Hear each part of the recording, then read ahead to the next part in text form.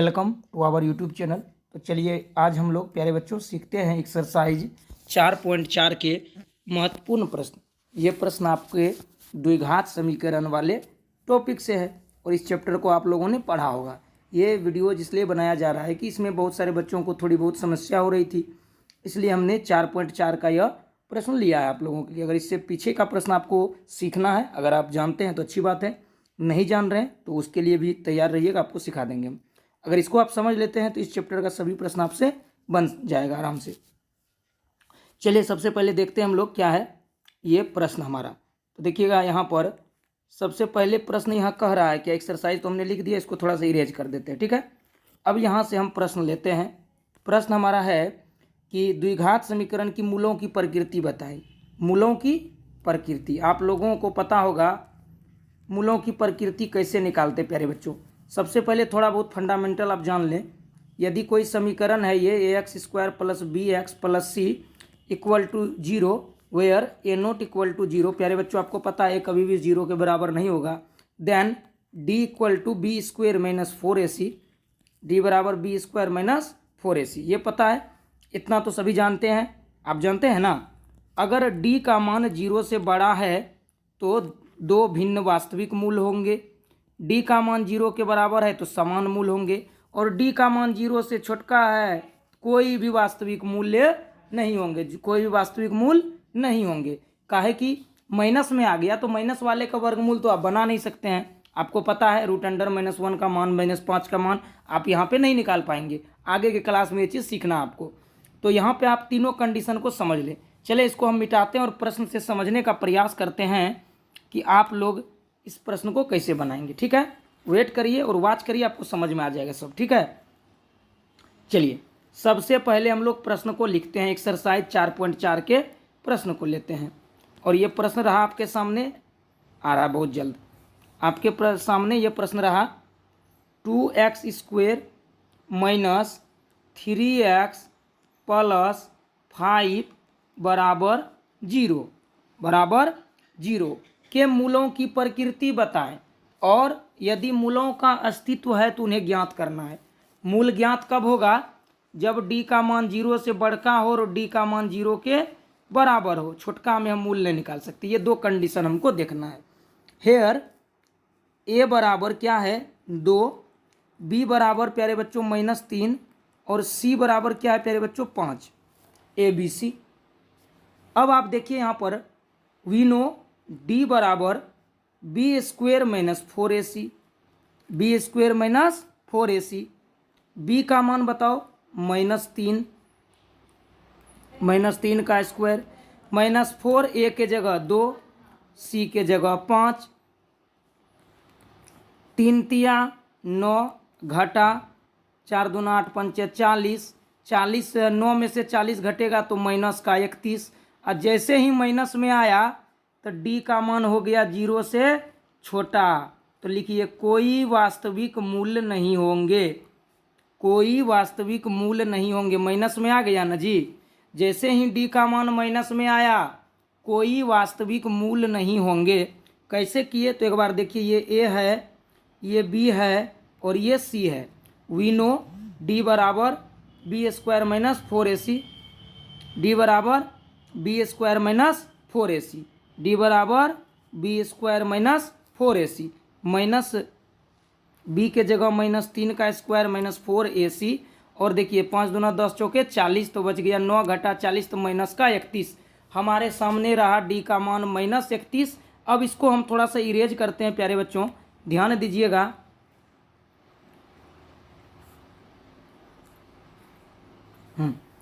d का मान क्या आया तो d का मान आया 0 से छोटका, 0 से छोटका, इसलिए कोई वास्तविक मूल्य नहीं होंगे, कोई वास्तविक मूल्य नहीं होंगे।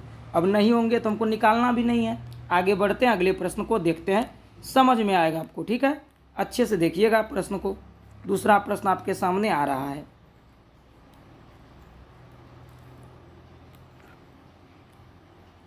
ठीक है, चलिए दूसरा प्रश्न आपके सामने रहा। 3 3x² माइनस 4√3x प्लस 4 बराबर 0। अब देखिए यहाँ पर a क्या है प्यारे बच्चों 3, b क्या है 4√3, c क्या है 4।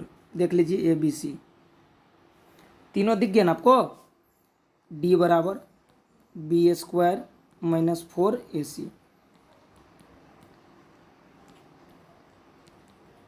a का मान 3, c का मान 4।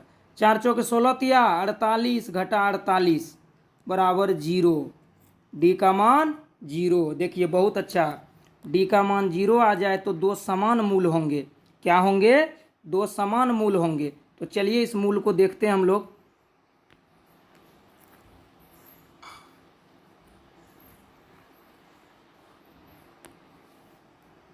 मूल बराबर -b प्लस माइनस √d बटे 2a।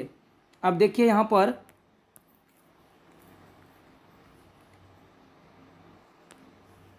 -b का मान देख लीजिए, माइनस में -4√3 था। d का मान √0 बट्टे 2, a का मान 3, 4√3 बट्टे 0, तो 0 का वर्गमूल 6। ये कटेगा, 2 से कटा दीजिए, 2 दूना 4, 2 तिया 6। 2√3 और 2√3 सेम आएगा, 2 को यही मूल आएगा। 2√3 बट्टे 3, 2 दूना 4, 2 तिया 6 सेम आएगा। जब भी d का मान 0 आ जाए तो दो समान मूल होंगे। एक बार प्लस लेते माइनस लेते, माइनस भी 0 करने पर कोई फर्क नहीं पड़ेगा। इसका मतलब है इसका मूल यही आएगा। तो d का मान 0 आ जाए तो दो समान मूल होंगे। ठीक है, एक प्रश्न और है, इसको भी आप देख ले। एक नंबर के तीनों प्रश्न का काम यहाँ पे हो जाएगा। चलिए जल्दी से उसको भी दिखाते हैं आपको। ठीक है, तीसरा प्रश्न है इसका, देख लीजिए 1 नंबर का। 2x² माइनस 6x प्लस 3 बराबर 0, -6x प्लस 3 बराबर 0।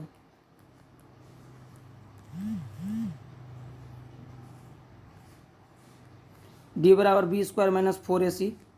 b का मान -6 का स्क्वायर कर दीजिए -4, a का मान क्या कर दीजिए 2, c का मान कर दीजिए 3, 6 के 36 घटा 6 चौके 24, क्या आया 12। d का मान 12, d का मान 12, यानी कि दो भिन्न वास्तविक मूल होंगे। तो दो भिन्न वास्तविक मूल होंगे, इसको हम लोग बना के देखते हैं।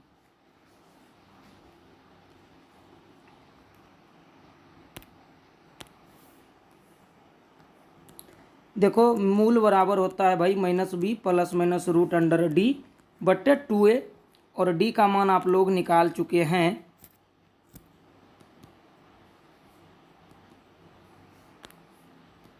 -6 प्लस माइनस √d। d का मान क्या था अभी आपका 12 बट्टे 2 गुना 2। ध्यान दीजिएगा, माइनस माइनस प्लस 12 का हो जाएगा 2√3 बट्टे हो जाएगा 4।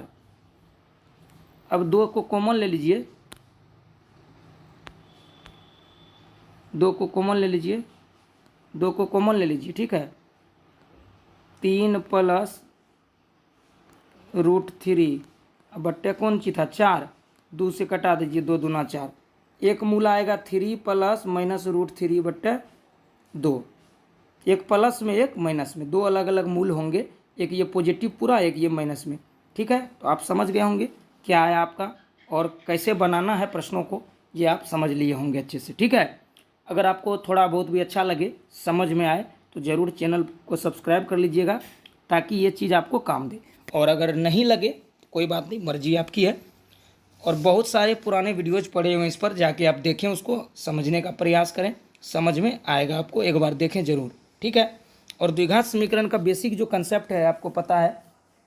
इसमें घात को हम देखते हैं 2, और क्या देखते हैं a नेवर 0, कभी भी 0 ना होना चाहिए। अगर 0 हो जाए तो ये लीनियर बन जाएगा।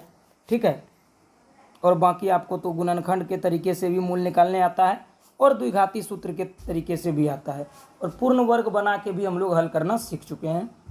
ठीक है, अगर नहीं सीखे हैं वो भी वीडियो जो है हमारे चैनल पे बना हुआ, आप देखिए एक बार। अगर आपको सीखना है और तो हमारे साथ जुड़े रहिए, लाइव क्लास भी होगी, और फिलहाल अभी आप इस वीडियो को देखें और ये तीनों प्रश्न अपने से बनाने का प्रयास करें, समझ में आएगा आपको। ठीक है, थैंक्स फॉर वॉचिंग। मिलते हैं अगले वीडियो में, तब तक के लिए टेक केयर, बाय बाय।